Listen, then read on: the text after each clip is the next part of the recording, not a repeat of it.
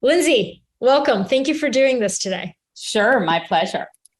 Amazing. Okay, so over the last 15 plus years, you have covered every major conflict and humanitarian crisis pretty much on the planet. To me, after studying your career and reading your memoir, you're kind of like a translator of raw human emotion from one side of the world to the other. How do you see your profession? I mean, I guess I see myself as kind of a messenger, someone who records people's stories and lives and obviously hardship and I try to sort of bring their stories to the greater public, with the goal of creating an understanding, I would say giving people perspective, helping people, really understand that the world is, we all share so many of the same issues, but at the same time, we have these days where we might think, oh, my life is so hard. But if you look at some of the people I cover, it really puts your life in perspective because, the more I do this job, the more I realize how lucky I am. And I hope that these stories also teach people around the world that, things are relative and what comes easy for some of us or things like shelter and water and food are really hard to come by in a lot of the world. And so I also obviously do this job as a journalist to inform people, to educate people, to give policymakers tools to make decisions, a variety of things. Mm-hmm. And I'm curious about what your process entails. So before you go to a war zone, how do you prepare? Do you know who you're going to talk to, or you're more of like a passive observer once you get there? A combination. For this, I'm leaving for Ukraine in the morning. And so for this particular trip, I'm going for the New York Times. So, for this trip to Ukraine, I pitched a few feature stories because I feel like the coverage has been incredible. And, the people covering Ukraine have been incredibly brave and the stories have been amazing.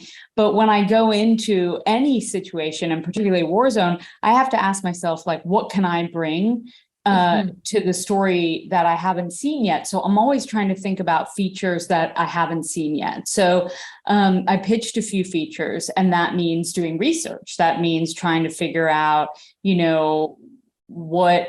what kind of stories could I do in Ukraine, that I'm not seeing. And it also means trying to line things up. So trying to get access. And I'm lucky because the New York Times has an incredible, they're setting up a bureau, but they have incredible people on the ground and reporters and local journalists and stuff. And so I've gotten some help. And so in that sense, in one sense, I kind of know what I'll be doing, but on the other hand, anything can happen. I can arrive in Kiev and suddenly, there's bombardment or whatever, and those stories can be derailed very easily. Wow. And have you've been covering the Ukraine conflict since the beginning, correct? Yeah, I went in February. I went in on Valentine's Day. I Wow. think that's February 14th. It's been a long time since I celebrated Valentine's Day.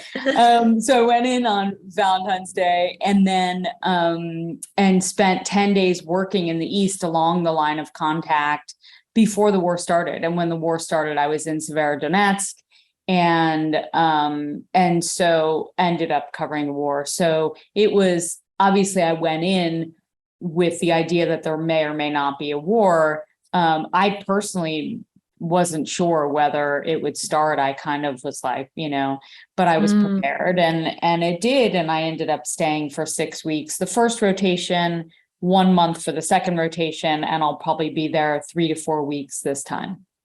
You took the photo that kind of became one of the most haunting photos of the conflict in Ukraine.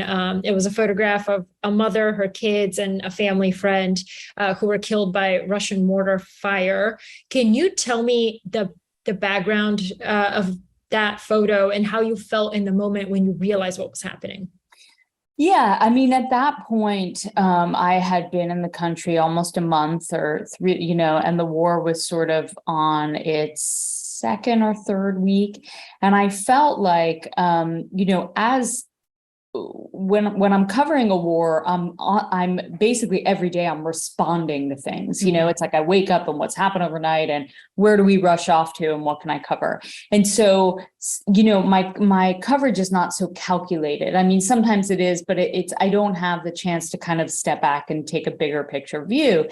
And in that, ironically, the night before I took that photo, I was kind of like, I was really feeling frustrated that I wasn't doing a good enough job covering the civilian toll, the toll that the war was having on wounding and killing civilians, because, for a variety of reasons, we have a lot of security restrictions. We can't just run to a place the minute it happens. Also, I've been pretty cautious covering this conflict and covering, just with age, I get a little more cautious. And so the night before I said, okay, let's go to the European bridge. We've seen so many pictures and we know it's a civilian evacuation route, so it should be relatively safe. And we'd seen all the pictures of people streaming over the bridge. And so I went early in the morning. It was a Sunday morning, and right off the bat, it was very tense. I had heard from my colleagues that there was artillery on the Irpin side of the bridge, but it was in the distance. But it seemed pretty close to me, and I was kind of right away. My guard was up, and there were no other journalists there at that time. It was very early on a Sunday morning, and then within minutes of arriving, artillery rounds started coming in, and the first one was kind of a little far off in the distance. And so my security advisor was like, do you want to go? And I said, no, they know that this bridge is where all the women and children and injured and everyone's crossing, so they're not going to hit the bridge. They're probably aiming for the Ukrainian position off in the distance. And so we stayed, and literally within minutes, then the Ukrainians fired back, and then within minutes, another round came closer. And we were lucky in that there was sort of this cement, it almost looked like a checkpoint, like a cement kind of open box, that every time I could hear the whistle of whatever was a mortar or tank round, I would dive into that cement kind of box. And then, in very quick succession, rounds came in, and one round landed literally 20 feet from us. And It landed in the middle of the road where one of the Ukrainian territorial defense guys was standing. And so I thought he was killed, because all we saw was this kind of huge, I saw the flash of the explosion. And then I saw a huge dust cloud. And so I couldn't really understand what was going on, but the guy who had been near us disappeared. And so I thought he was dead. And so in the New York Times video, and the video taken by Andrei Dubchak, who I've been working with since the beginning of the war, you hear me saying shit, because I thought he was dead. And obviously it was pretty traumatic. And then I was waiting for the security advisor to tell me, can we run across the street or not? He said, stay put. I was shooting from the position I was in. And then he called us across. Someone called for help. So the security advisor, Steve, ran across the street, and we couldn't see what he was doing. So I thought maybe it was the territorial defense guy. I didn't know.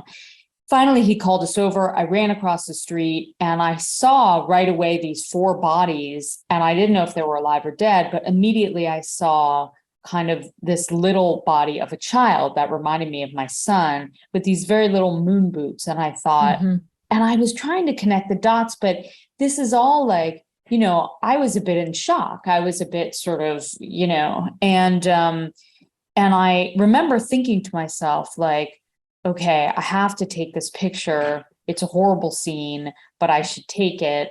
And I took it, and then I thought, okay, the New York Times could never run something like this. And I kind of worked my way around the scene, but meanwhile, there were rounds still coming in. So very sort of aware of the fact that we had to hurry. And I took a few frames from sort of the side, and then went around and took the photo that ultimately was published in the Times. And then we had to run, and we ran all the way back to the car. Rounds came in as we were running back to the car. It was a fairly long, it was a good kind of 8-minute walk.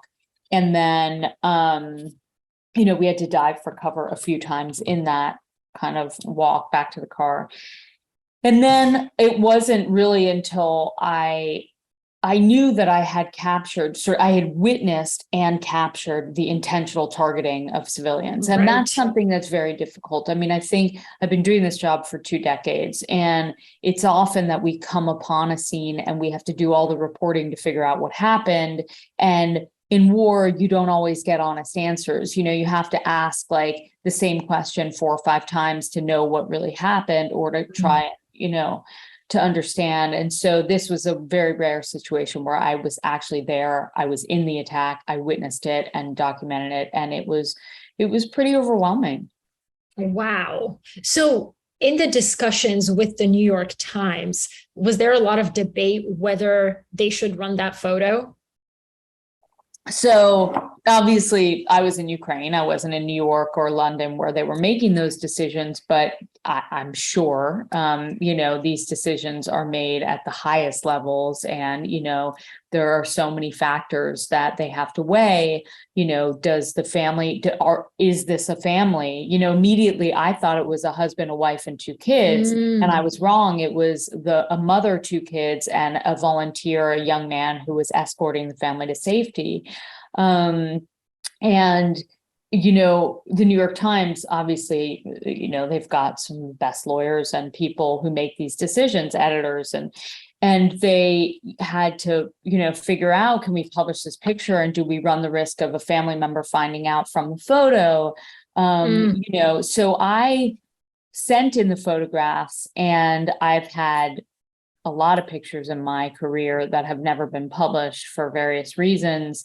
And a lot of pictures that I just missed. And I said, like, I really hope that we can use this picture because I witnessed this, and to me, that actually made it kind of made it more urgent for me to make the case. But, I don't really matter. There's so many other factors that matter way more than what I want.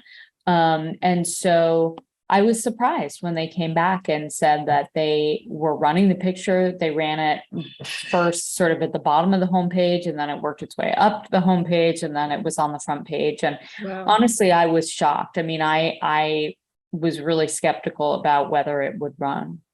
And you mentioned you were nervous about, family members finding out. If I remember correctly, the father of that family unit did find out through Twitter. Is that correct? He did. First, he said at first he saw a photograph that was not mine and recognized the luggage. And that's how, and then he saw the New York Times photo. And so, yeah, he found out on social media. And, right sort of after the whole kind of, the trauma of the day and the editorial decisions and actually doing the reporting, we have to sit down and do a story. And I had to sort of feed information to Andrew Kramer, who wrote the piece with my reporting. And so after all of that, you have to stop and think like, my God, this is a family that's just been decimated, and then the next question is, what do we do with this? Is there a follow-up, and can we find the father when we realize it wasn't the father? And Andriy Dubchak is Ukrainian, and he is an amazing journalist. And he right away went on Facebook.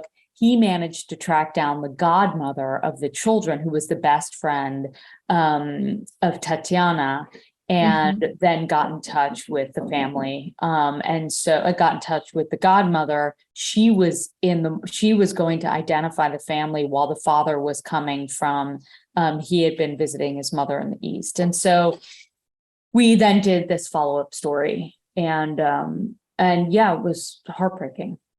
Yeah. Wow. That's one of those images that you see. It's not graphic in the way of, there's no blood, there's nothing that you can actively see, but it haunts you and stays with you over a long period of time. And it's interesting because you've said before that an image doesn't have to be graphic in order to be powerful. So what are the elements of a compelling photograph in terms of how you work?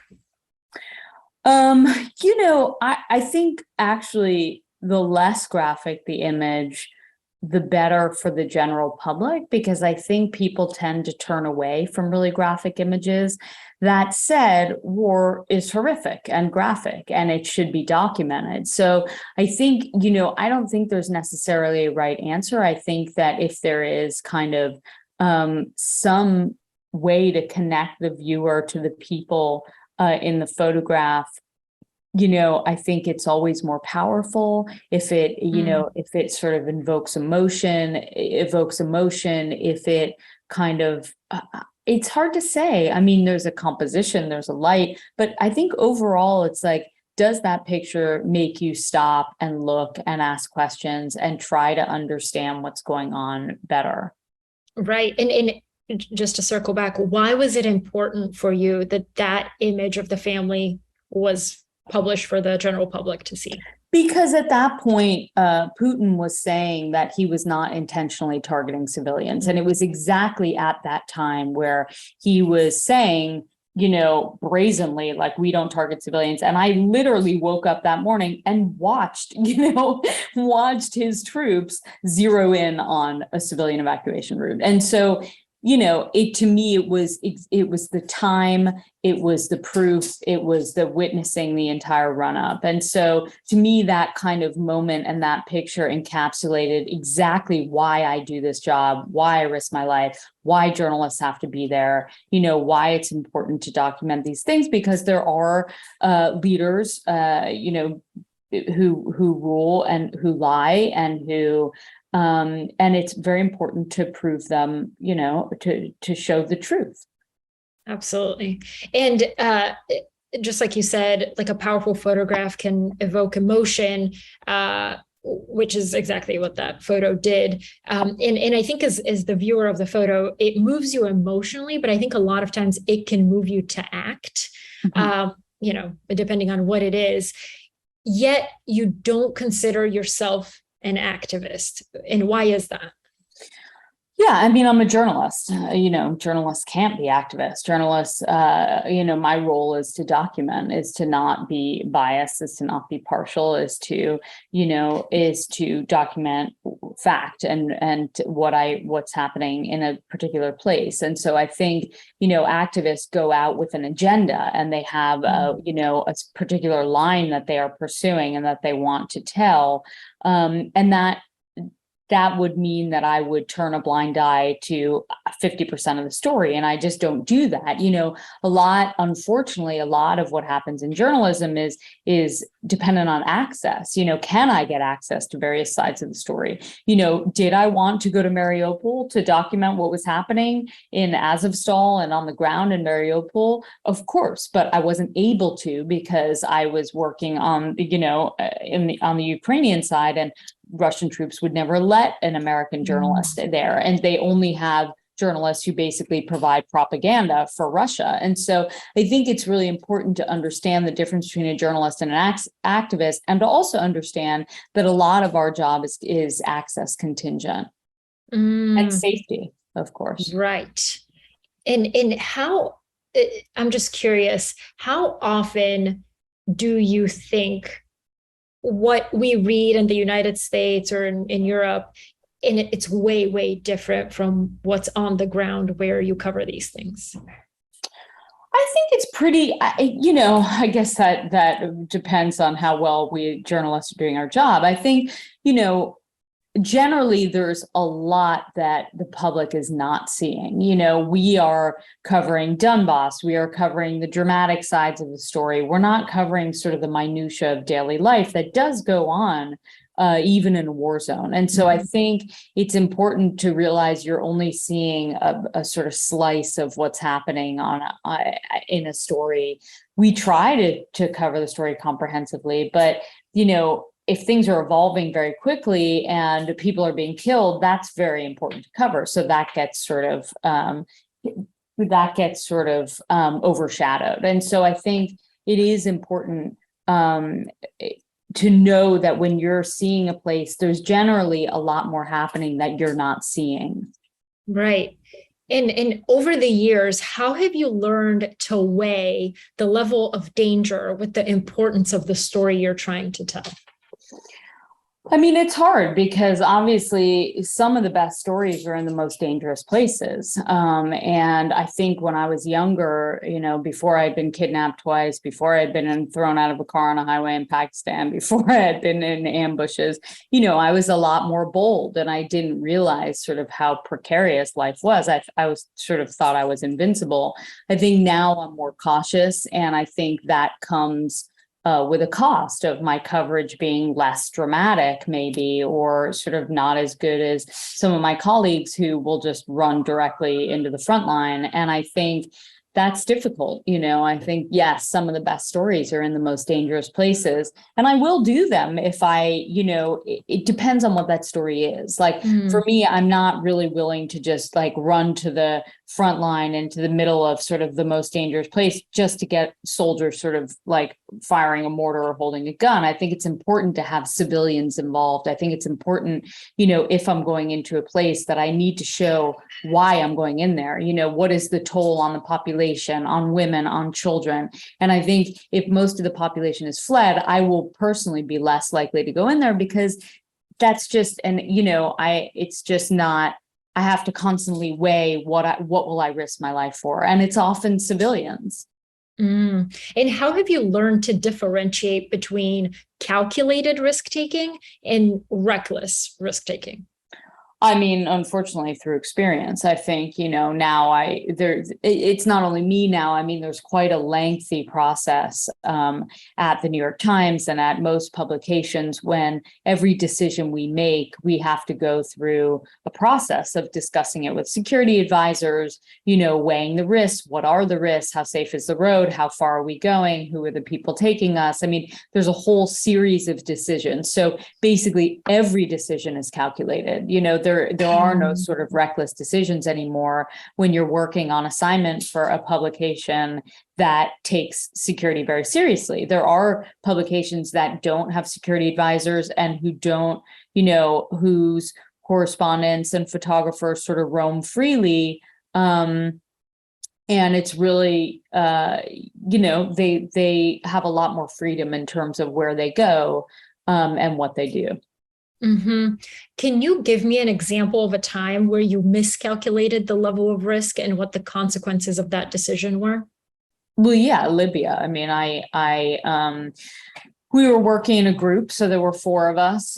We were in two cars, and that is a precaution that we take in case one car breaks down. You've got a backup vehicle. We were working on the front line. The front line was shifting very quickly. It was very clear that Gaddafi's troops were moving into Ajdabiya, the town we were in. A lot of journalists started pulling east.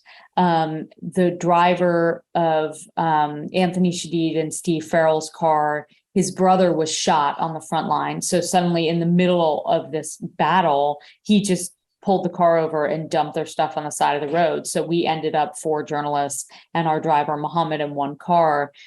That meant a lot of things. And that meant, not only were we five of us in this very small car with all of our gear, but it meant that everyone had a very different idea of what they needed to do to carry out their job. And so, everyone wanted to do different things.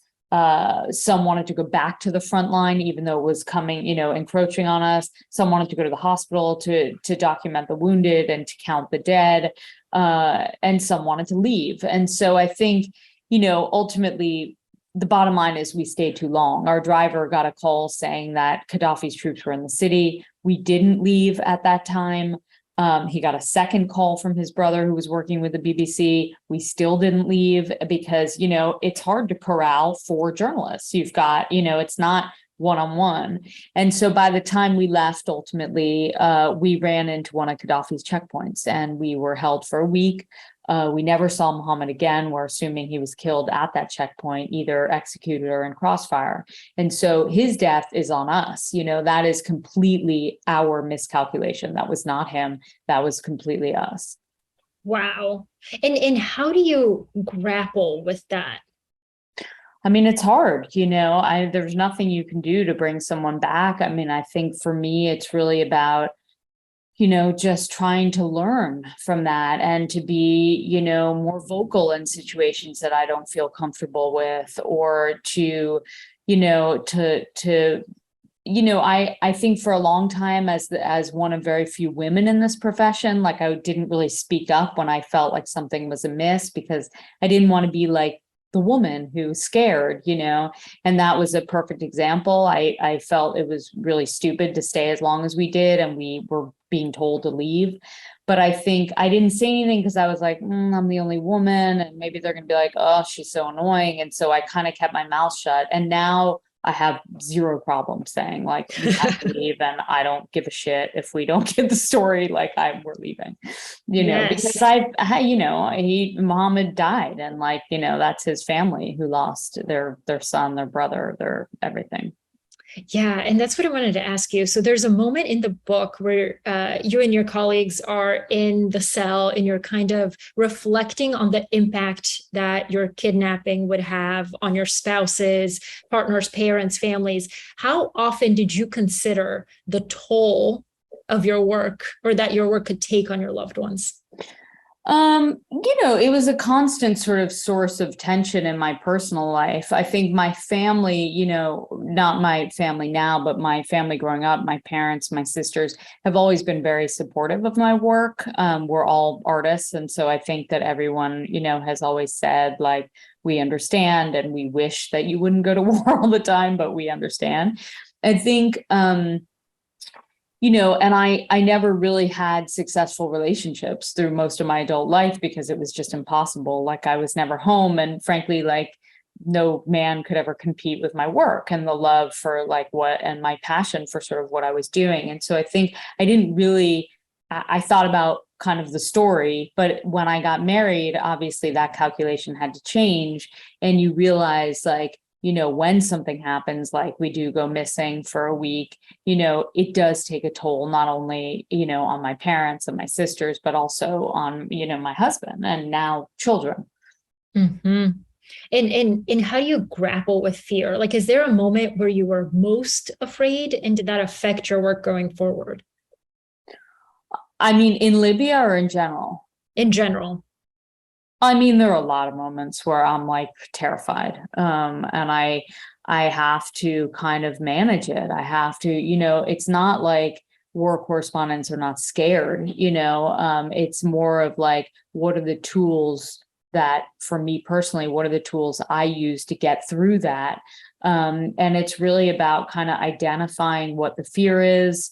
Is this fear based on PTSD? Is it based on like what exactly are the risks, and where, how do I deal with them? How do I mitigate them? And I think just walking myself mentally through that process helps me deal with the fear. And then also being with my colleagues, depending on who I'm with, it helps as well.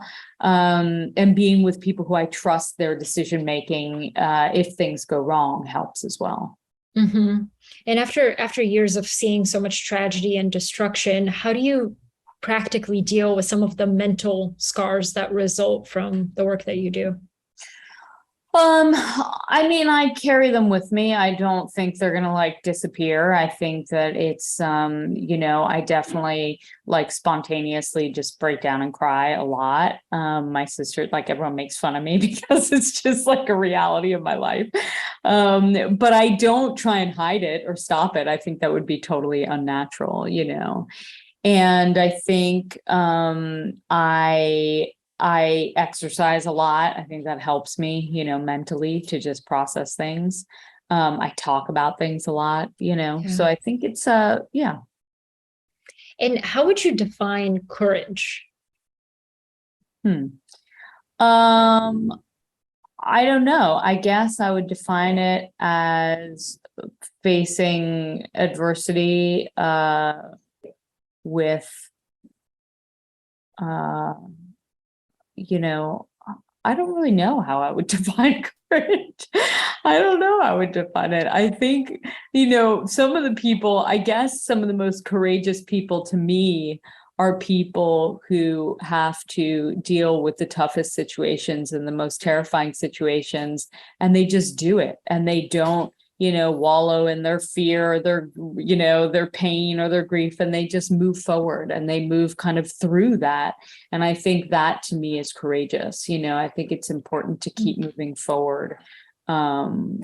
So yeah. Yeah.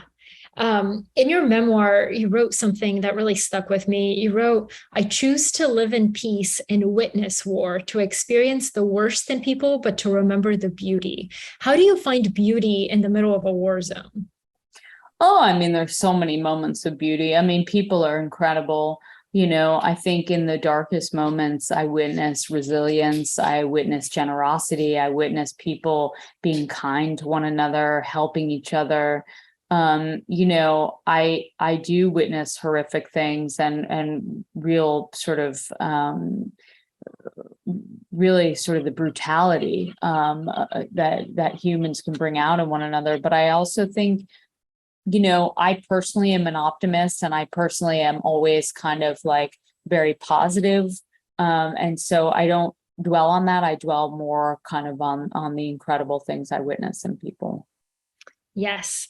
And my final question is, after reading your memoir and kind of studying your life, perhaps one of the most difficult lessons to us as humans to understand is that no matter what is going on in the world, life still goes on. So as you've documented, there's still graduations, birthdays, weddings. What do you think is the biggest lesson that you've learned about the human experience after photographing people all over the world? I think it's human nature to try to have fun, to laugh, to sort of bring some normalcy into one's life, despite sort of the disruptiveness and the devastation that war brings on. I think it's really important to just, people do try to find some semblance of routine and peace and happiness, and to just be together if they can. And I see those moments over and over in war. And it's always surprising to me, but it always sort of gives me this reassurance. I think that at the end of the day, we are all so similar. We all share so many similarities in that we want a family, we want love, we want to be able to laugh, we want these moments, to share a meal, these very basic things. And that happens all around the world. Yes. Okay. Fine. Final question. What does the word success mean to you? I equate happiness with success. Success for me has never, ever been financial. Obviously, I mean, journalists don't really make a lot of money. But, for me, I think success is fulfillment. People feeling like they're doing what they need to be doing and sort of being the person they need to be, and also just feeling content and happy with their lives, whatever that is. You can be a successful anything. I think the important thing is that whoever it is in the place they feel they need to be. Amazing. Thank you so much, Lynsey. This is excellent. Thanks so much. Yeah.